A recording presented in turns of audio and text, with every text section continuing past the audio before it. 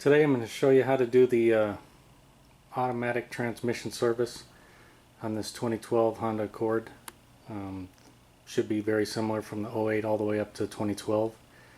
The later models have a little plastic cover on there, and that's about the only difference. And this is for the 4-cylinder. 6 cylinders are slightly different, so I'll show you how to do it on a 4-cylinder 2012 Accord. So come along for the ride. First thing you need to do is warm up the engine. Get it up to operating temperature, preferably by driving the vehicle for at least a few miles. Make sure the cooling fans come on. Then after that, park it on as level a surface as you can and then get started. We'll pop the hood and I'll show you where the transmission dipstick is, because that's where we're going to fill it up. Alright, to get a perspective, your transmission dipstick is right there. That's the yellow dipstick right there. I'll just reach in. We'll just pop it out just a little bit, just to let some air in for when we drain it. It'll make it a little bit easier.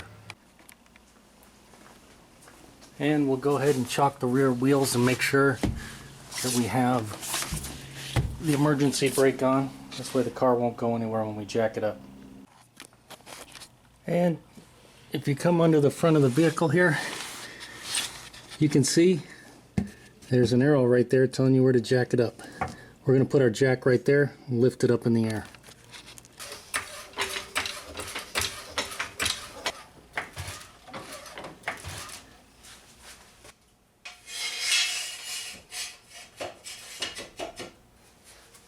And right behind the front tires, right under here, these are your lift points right here, and also where you put the jack stands. So we're lifting it in the front of the vehicle so that we can put 2 jack stands right here. Don't ever get under a vehicle without jack stands. Alright, I lifted a little bit higher because Honda, in its infinite wisdom, put this wonderful cover that covers the transmission in the bottom of the engine.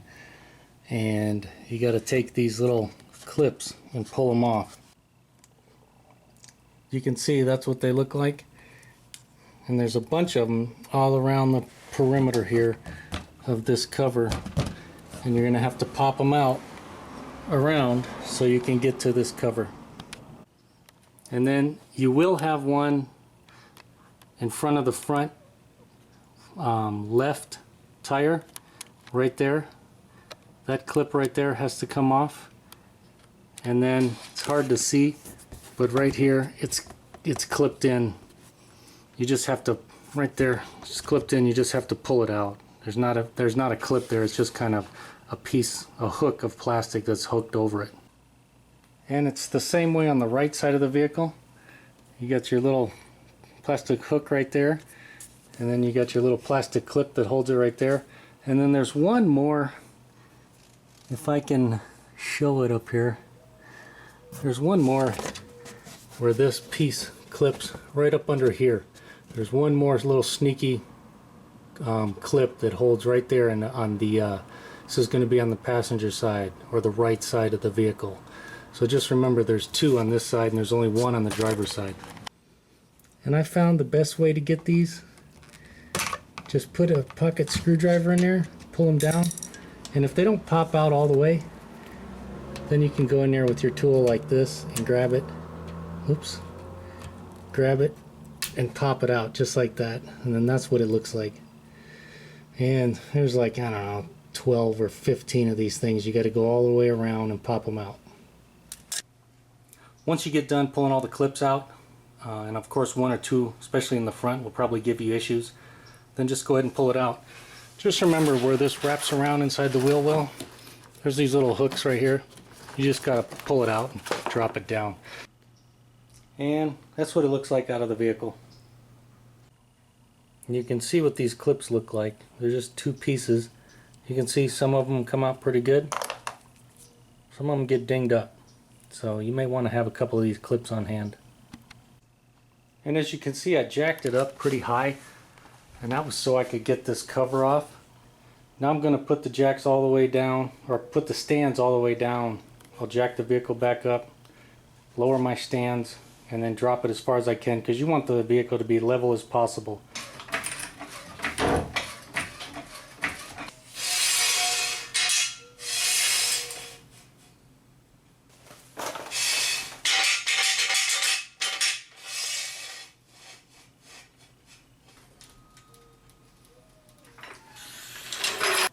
Alright, now that we got the plastic cover off and we got the vehicle down as level as we can, you can see right there, there's our drain plug right there for the transmission.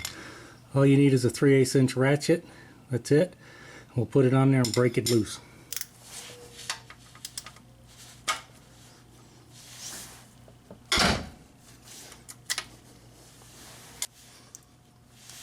And with your drain pan nearby, maybe grab a short 3/8 inch extension, put it in there. That'll keep your hand, or help keep your hand from getting hot transmission fluid over it. Go ahead and get your pan nearby. Take the bolt out. Just like that. And if you did it right, you won't get any transmission fluid on your hands. Of course, you might get some on the floor if you show the camera like I did. But and while it's draining, just take a rag. Go ahead and wipe any metal shavings that may have gotten on here. This is a magnet, by the way, if you didn't know. And then there's your replaceable aluminum crush washer. And we'll go ahead and put a new one on.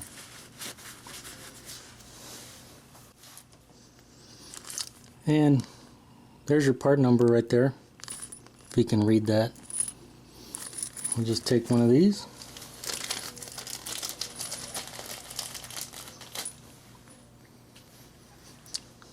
We'll just put it on our new, or we'll put a new one on our drain plug so it's good to go. Alright, when it's down to a slow drip, go ahead and take your bolt with the new washer. Go ahead and put it in.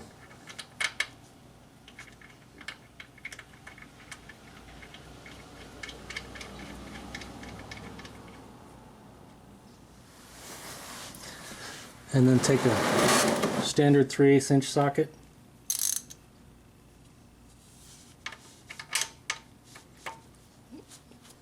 Go ahead and snug it up. Wipe up any mess you made. And this is only 36 foot-pounds. So it's probably close to where we just put it because it just needs to be snug. You can see it was right there. That's all you need. 36 foot-pounds with a new washer. That's all you need. And pull your drain pan out and we'll go up top. Alright, now that it's done draining and you got the plug in there, we'll go ahead and pull the dipstick. Make sure you have a rag handy to wipe it off.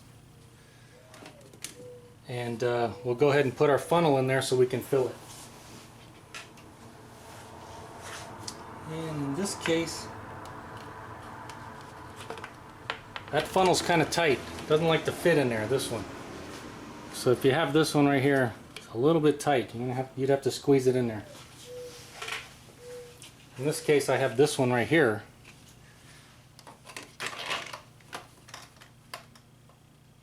Works a little better. Just like that. So you can see how I have it set up. Just like that right in there. And as you can see, we are filling it right at the dipstick hole. On these 4 cylinders, that's how you fill them up. And in order to do this job correctly, you're going to need 3 quarts of Honda automatic transmission fluid, the ATF DW1.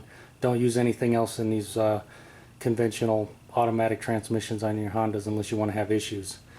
Do this every 30,000 miles and you'll be good. You don't need to do, there's no other tricks you need to do. You don't need to put anything in there. You don't need to flush the lines or do any of that other crap. Do this drain and fill every 30,000 miles and you'll be fine. If you have not done your regular maintenance, then do this procedure 3 times.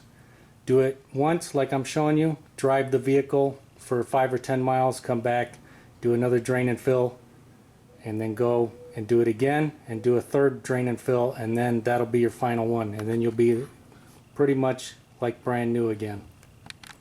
And I know everybody says, oh, just put 3 quarts in your Honda on your 4-cylinder. Just put 3 quarts, put 3 quarts, put 3 quarts. And you'll probably be okay if you did that.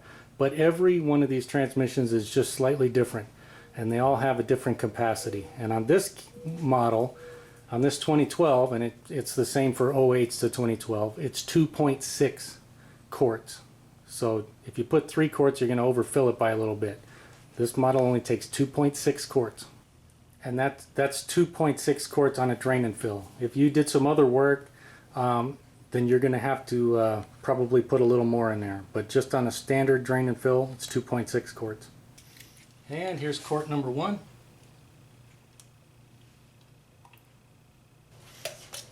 And here's quart number 2.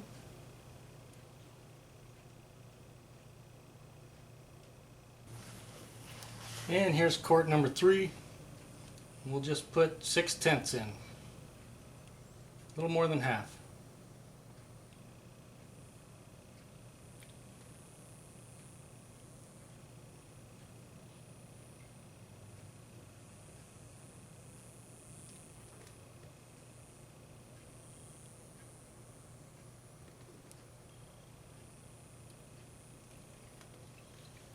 And right there, we're good. And just pull your funnel out. Make sure you got it right handy. And put your dipstick back in.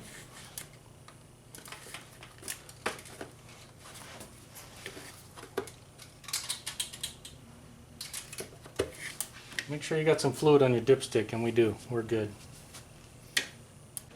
And now we'll go ahead and put our put the bottom cover back on. Make sure pop those pieces all the way out. Pop them all the way out as far as you can like that before you try to put them back in, and then you just push them back up in place and then push the button in.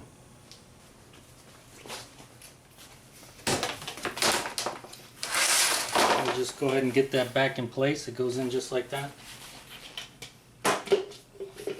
Just put it up into place and put the clips in just like you took it out.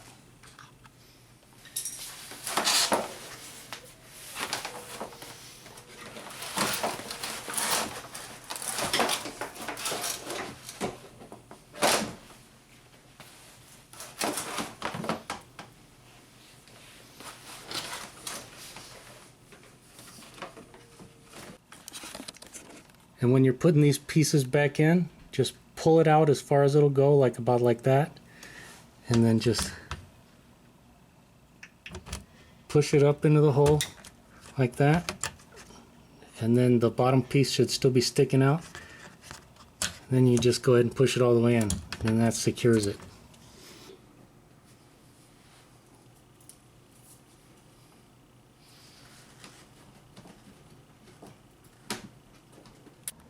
And just remember, when you take the ones out of the front and put it back, this plastic piece goes up underneath the front bumper. Don't try to put it on under the bottom of the front bumper. It goes up under there like this.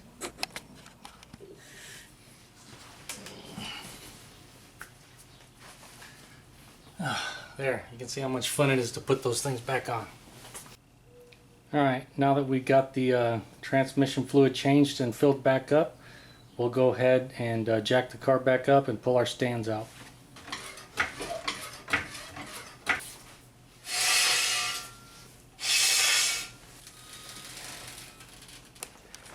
And we'll pull our tire chocks. Alright, now that we've drained and filled the transmission fluid, we need to do one final check before we drive the vehicle.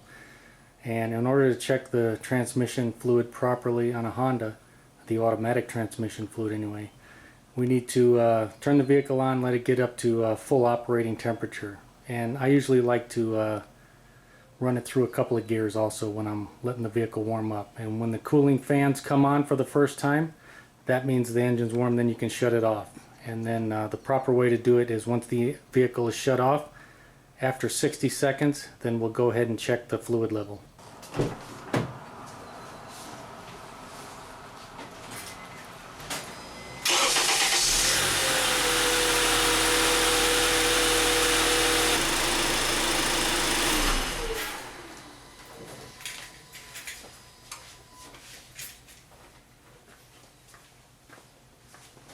Alright, now that the vehicle's warmed up, we'll wait 60 seconds and we'll go ahead and check the fluid level. Alright, now that it's been a minute, we'll go ahead and check the fluid.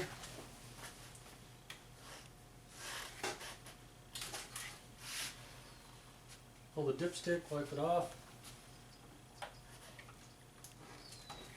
Reinsert it all the way in there.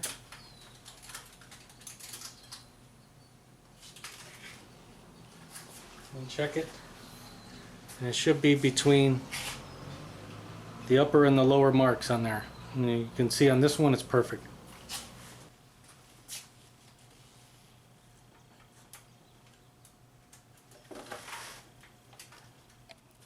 And with the vehicle warmed up now, it's probably best to go drive it a few miles and then come back and then check it just like we did. Wait 1 minute and then check the fluid.